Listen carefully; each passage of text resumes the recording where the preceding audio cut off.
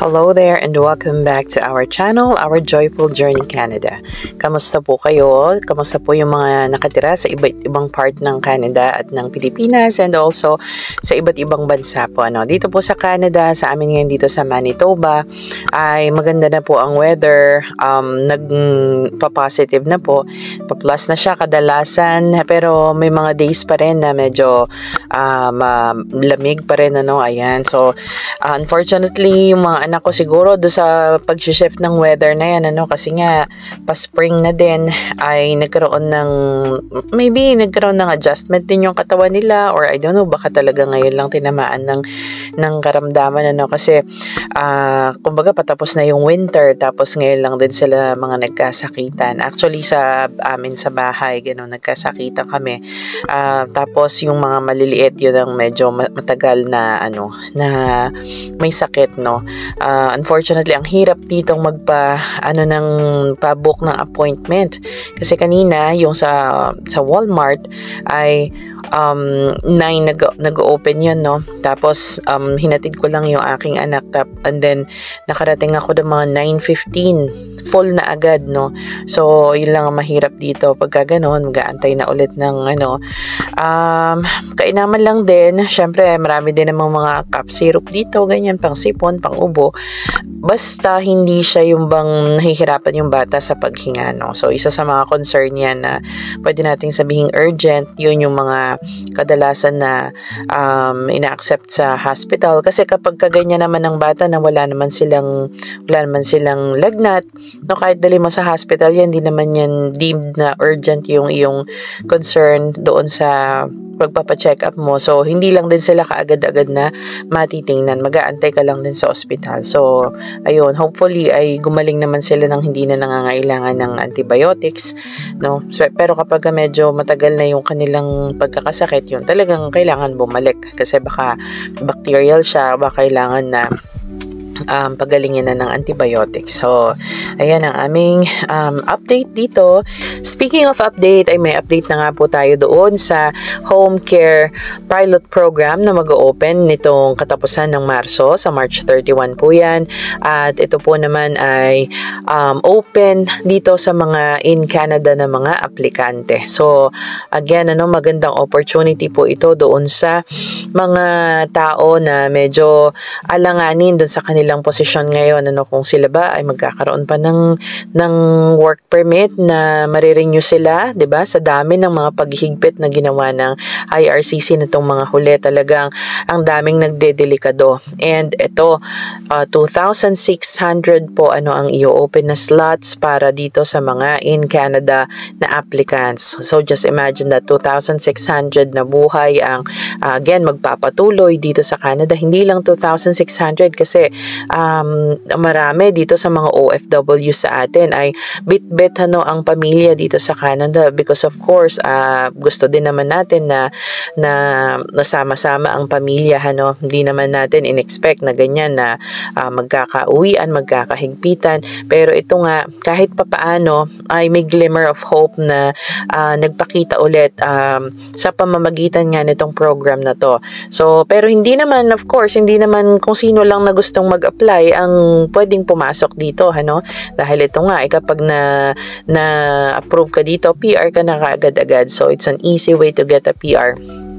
Pero marami pa ring mga kailangan kang gawin. Like for example, again, i-review natin yung mga kailangan level 4 tayo sa IELTS. Kailangan na high school graduate tayo, yung Canadian equivalency sa education, at least high school graduate. Ngayon, kailangan din ay meron kang caregiving training or caregiving na experience. So, kung meron kayo niyan, o mainam po, o if ever man na dala nyo yung asawa nyo dito at siya nakapag-aral ng caregiving o ng healthcare, diba? Kung nakapag-aral siya ng ganyan, edi mainam yan. Pwede niyang pwede nyong gamitin yon para dito sa program na to. And, of course, yung job offer. So, yun lang yung kailangan nyong ma-secure. Pag nandito ka sa Canada, madali lang makahanap ng job offer dito kasi nga, syempre, mahirap challenging ano kapag nasa Pilipinas ka kasi talagang through internet lang usually yung magiging ano, or if ever man maghahanap ka talaga ng kakilala mo na magbibigay sa'yo ng job offer na may kailangan na sa service ng isang caregiver. Like for example, matanda na yung kanilang mother, ganyan, or parent nila, ayaw nilang ilagay sa home care, pwedeng alagaan doon sa kanilang bahay, o sa mga anak naman nila na ayaw nilang dalhin sa what do you call this, yung mga daycare, at gusto nilang sa bahay inaalagaan yung mga anak nila. So marami naman din pong mga ganyan ano. So ayan, isa po yan sa mga pwede nyong tingnan na possibility. Again, sabi ko nga, mas madali kapag andito ka na sa Canada kasi yun, madali na lang maghanap. Pupunta ka lang doon sa mga ano, sa mga home care na ano, tapos magtanong-tanong ka doon kung kailangan nila, tapos sabihin mo na ganito yung program, na ikaw ay merong ganito kang training or may ganito kang experience, no, baka sakaling i-absorb ka nila at bigyan ka nila ng full-time job offer. So ayan nga po. And then, aside doon sa 2,600 na yon na in Canada applicants, meron silang ibibigay na 150 slots para naman po ito doon sa mga undocumented, no? Ngayon, tinatanong nung iba, bakit kailangan bigyan ng opportunity yung mga undocumented? Undocumented na nga yan, ibig sabihin, hindi sila nakasunod sa patakaran or for whatever reason ay hindi na nila naayos yung kanilang papel, dahilan kung kaya sila ay mga undocumented, or in other words, sabi ay illegal nga daw, no? Ngayon, hindi natin alam, no, for whatever reason, bakit hindi nabubuklat yung mga papeles nila. So siguro sa sobrang dami na din talaga, which is aminado naman po yung minister ng immigration na hindi nila na-control yung dami ng mga pumasok na caregivers dito sa Canada, no. Tapos isa pang dahilan dito is yun, sa sobrang haba pa rin ng proseso ng pag-aantay dito. Like for example, kami, no, 2019 kami nung nag-apply. In 2023 nung napunta kami dito. 2019, 2020, 2021, 2022, 2023, 4 years. So understandable kasi inabutan kami ng pandemic. So ganun din sana, 'di ba, sa mga nandito. Just imagine pag andito ka tapos inabutan ka ng pandemic, tapos ay wala kang trabaho, 'di ba? Lumipas yung ganun kahabang panahon. So talaga mawawalan ka ng status, 'di ba? So hindi naman siguro nila kasalanan yung nangyaring ganun. Now, yung iba naman po ay ang nangyari is sa tagal nga ng pagpoproseso ng papel ay limbawa yung matanda na alagaan nila supposed to be ay namatay na. So ala na silang job offer, 'di ba? Ang ginagawa na lang ng iba, nakikiusap sila doon sa employer na baka pwedeng wag nang i-withdraw, ganon, yung application nila. Tapos ang mangyayari is magiging siyang release on arrival, parang ganon. Pagdating niya dito, sasabihin niya doon sa immigration officer na released on arrival siya for this reason, for that reason. Usually naman tinatanggap pa rin papasok ng ano yon, ng Canada, kasi nga hindi naman nila kasalanan na ganong katagal nag-run yung pagre-review ng mga papeles.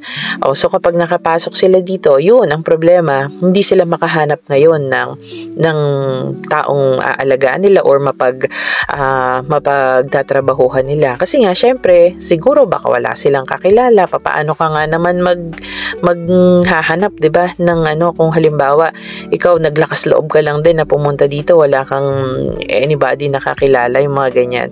So, ayun, maaari din na, for example, yung bata ay tumanda na, like for example sa amin sa HCCP, during that time yung pinakabatang pamangkin ko ay nung nag-apply kami is around 2 years old siya, no? Tapos nung nakarating na nga kami dito, so plus 6 years old na siya nung nakarating siya dito. Although yung ganong bata ay alagain pa rin yan, pasok pa rin doon sa ano, tas meron pa siyang mga ibang kapatid din na mga mababata pa rin. Pero just imagine kung yung mga anak halimbawa ng employer mo ay paglipas ng 4 na taon na yon lumampas na sa edad na kailangan pa nila ng nanny.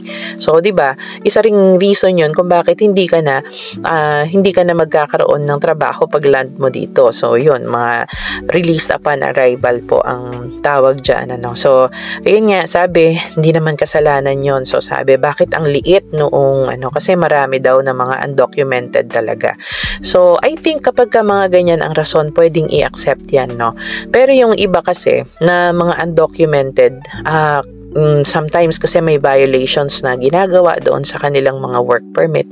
So yun, palagay ko dapat ang i-prioritize is yung mga walang violation, 'di ba? Kasi syempre parang sabi nga, parang nag-invite ito ng para bang culture ng na okay lang na undocumented ka kasi meron namang mga ganitong programa yung gobyerno, So parang ganon.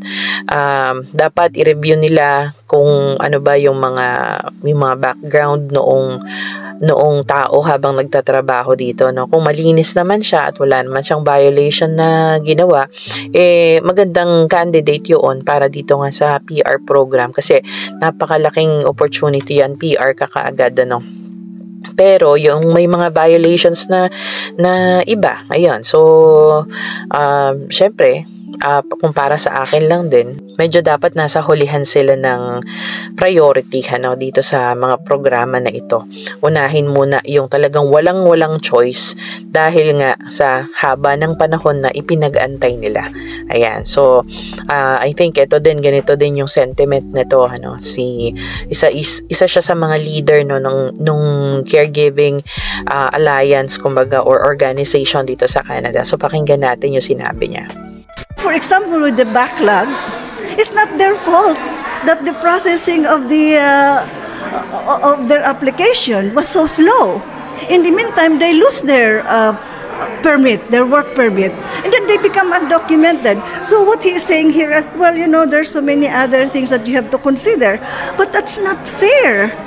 Because it's not like they have not submitted, they have all the requirements, they met all the requirements, and yet they will again suffer or they might be even deported. Ayan, so isa pang hinaing naman nung isa sa mga leaders din is yung unti-unti daw na paglalabas ng IRCC ng mga guidelines at saka mga pangangailangan o ng mga requirements ganyan para makapagsimula dito sa program na to, Limitado yung mga binigay na detalye. So, hindi pa rin kumpleto. Kung ilabas mo na lang lahat at ilagay mo na sa website sana ng mas maaga yung mga detalye, makakapaghanda yung mga kababayan natin. At hindi ganito na parang Hunger Games yung dating. Ayan so isa din yan sa mga hinaing ng isa sa mga leaders ng caregiving community dito sa Canada. Sana daw ay ilatag na ng gobyerno yung mga requirements at yung kung ano man yung kailangan paano na i-provide para nang sa ganon ay mai-ready na agad ng mga aplikante, lalong-lalo na yung mga nasa ibang bansa. Ayan. So pero I think dito sa magsisimulang sa March 31 na uunahin yung mga nasa Canada, I think okay na yun hindi na siguro magkakaroon ng iba pang mga changes. I'm not really sure. Hindi naman na nila ito pwedeng pahigpitin pa kasi na nila yung initial Kung sasabihin naman natin na papaluwagin pa, parang wala nang pagpapaluwag na pwedeng gawin kasi lahat naman na nga ay binabaan na, Di naman pwedeng kumuha sila ang tatanggalin nila is yung experience or yung training, 'di ba? Kasi ang hirap naman noon mag-accept ka ng tao doon sa industry na walang training or walang experience doon sa Di rin pwedeng tanggalin yung eligibility doon sa IELTS or di din pwedeng bawasan yon kasi at least yung level na yun naman yung level na nakakapag-communicate naman ng isang tao ng efficient masasabi natin na ganyan. What else? Sa educational background, maaring dito magkaroon ng pagluluwag. We are not really sure, pero yung high school graduate, kasi nga 'di ba hindi tayo magkapareho ng dahil hindi tayo K-12 lalo karamihan sa atin na mas nakatatandang generation dun sa Pilipinas. So pagdating dito ay talagang hindi magkapantay yung educational natin, nahuhuli tayo. So maaring ganon, pwede nilang babaan yun yung sa education, saan pa ba. So ayun, I think wala nang paghihigpit na mangyayari dito. Ang baka mangyari is yung mga pagluluwag na lang din, mas papadaliin na lang din nila para doon sa mga interesadong makapasok. Ayan po ang ating maikling update dito sa ating program. So again, 2,600 para sa mga in-Canada applicants and 150 naman para sa mga undocumented na caregivers. Yan po ang i-open na slot this coming March 31. So pabilisan po ito ang mangyayari dito. Last time, oras lang po na nauubos yung slots na yan. So kailangan naka-ready na yung inyong mga papeles. Mag-ready na po ang mga aplikante natin coming from Philippines at panigurado po ay ilang buwan lang magsisimula na din po ito at mag-open na din para sa inyo naman. Ayan. So again, thank you for watching and God bless us always.